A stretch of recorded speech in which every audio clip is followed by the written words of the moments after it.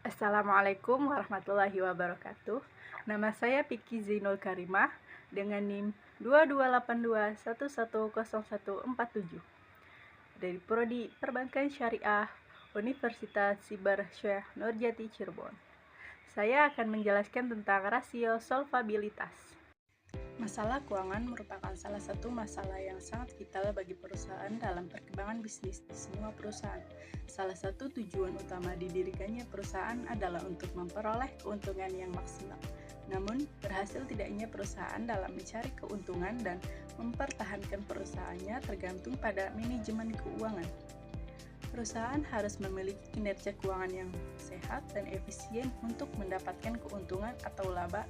Oleh sebab itu, kinerja keuangan merupakan hal penting bagi setiap perusahaan di dalam persaingan bisnis untuk mempertahankan perusahaannya.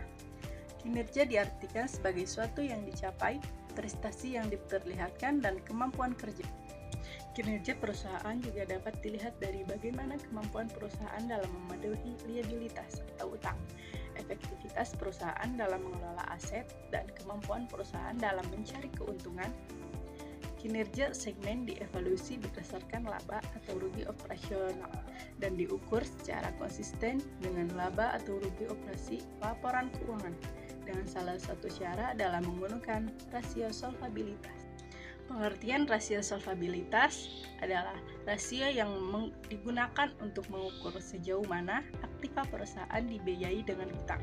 Rasio solvabilitas mengukur seberapa besar beban utang yang ditanggung perusahaan dibandingkan dengan aktivanya. Dalam arti luas, dikatakan bahwa rasio solvabilitas digunakan untuk mengukur kemampuan perusahaan untuk membayar seluruh kewajibannya, baik jangka pendek maupun jangka panjang. Tujuan atau manfaat rasio solvabilitas adalah yang pertama, untuk mengetahui jumlah keseluruhan pinjaman kepada kreditor. Yang kedua, untuk mengetahui posisi hutang jangka panjang yang ditanggung perusahaan terhadap jumlah modal yang dimiliki seperti membayar pokok pinjaman. Yang ketiga, untuk menilai seberapa besar rupiah dari modal yang dijadikan sebagai jaminan hutang jangka panjang. Yang keempat, untuk menilai seberapa besar aset yang dimiliki oleh perusahaan dalam melunasi kewajibannya seperti pembayaran angsuran pokok, pinjaman beserta bunganya secara berkala. Yang kelima yaitu untuk menilai seberapa besar rupiah dari aset yang dijadikan sebagai jaminan hutang kreditor. Dan yang keenam, untuk mengetahui sejauh mana kemampuan perusahaan dalam melunasi seluruh kewajibannya dengan menggunakan laba operasional. Kemudian ada jenis-jenis rasio solvabilitas. Yang pertama yaitu debt to asset ratio. Merupakan rasio yang digunakan untuk mengukur perbandingan antara total utang dengan total aktiva, yaitu dengan rumus total hutang dibagi total modal dikali 100. Yang kedua yaitu debt to equity ratio. Itu merupakan rasio yang digunakan untuk menilai utang dengan ekuitas dengan rumus total hutang dibagi ekuitas dikali 100. Yang ketiga yaitu long term debt to equity, merupakan rasio antara utang jangka panjang dengan modal sendiri. Tujuannya adalah untuk mengukur berapa bagian dari setiap rupiah modal sendiri yang dijadikan jaminan utang jangka panjang dengan cara membandingkan antara utang jangka panjang dengan modal sendiri yang disediakan oleh perusahaan dengan rumus yaitu total utang jangka panjang dibagi equity dikali 100. Yang keempat yaitu times interest earned, yaitu rasio untuk mencari jumlah kali perolehan bunga dengan rumus EBIT dibagi biaya bunga dikali 100. Dan yang kelima adalah fixed charge coverage, yang menyerupai times interest earned. Hanya saja perbandingannya yaitu rasio ini dilakukan bila perusahaan memperoleh utang jangka panjang atau menyewa aktiva sesuai kontrak sewa.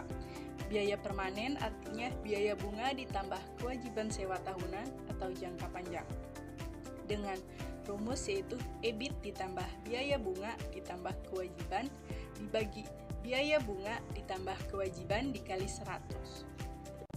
Kemudian ada contoh rasio solvabilitas. Di sini ada perhitungannya untuk Masing-masing rumus memiliki standar rata-rata industri. Jika standar rata-rata industri adalah persentase, maka perhitungannya dikalikan 100. Dan jika standar rata-rata industri bukan persentase, maka perhitungannya tidak perlu dikalikan dengan 100. Di sini ada contoh untuk perhitungan rasio solvabilitas, yaitu debt to asset ratio.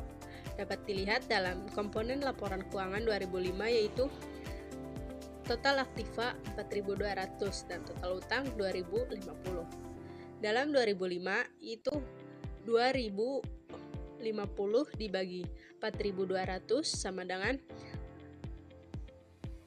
0,488 dan dibulatkan menjadi 49%. Rasio ini menunjukkan bahwa 49% pendanaan perusahaan dibiayai dengan utang untuk 2005. Artinya bahwa setiap 100 pendanaan perusahaan, 49% dibiayai dengan utang, dan 41% disediakan oleh pemegang saham. Dan untuk perhitungan 2006, yaitu 1.900 dibagi 4.000 dikali 100, hasilnya yaitu 0,475 dan dibulatkan 48%. Artinya rasio ini menunjukkan bahwa sekitar 48% pendanaan perusahaan dibiayai dengan utang untuk tahun 2005. Artinya setiap 100 pendanaan perusahaan, 48 dibiayai dengan utang dan 52 disediakan oleh pemegang saham. Jika rata-rata industri 35%, debt to asset ratio perusahaan masih di bawah rata-rata industri, sehingga akan sulit bagi perusahaan untuk memperoleh pinjaman. Kondisi tersebut juga menunjukkan perusahaan dibiayai hampir sepenuhnya utang. Jika perusahaan bermaksud menambah utang, perusahaan perlu menambah dulu ekuitasnya. Secara teoritis, apabila perusahaan dilikuidasi masih mampu menutupi utangnya dengan aktiva yang dimiliki. Sekian pemaparan materi tentang rasio solvabilitas dari saya. Kurang dan kurangnya mohon maaf. Assalamualaikum warahmatullahi wabarakatuh.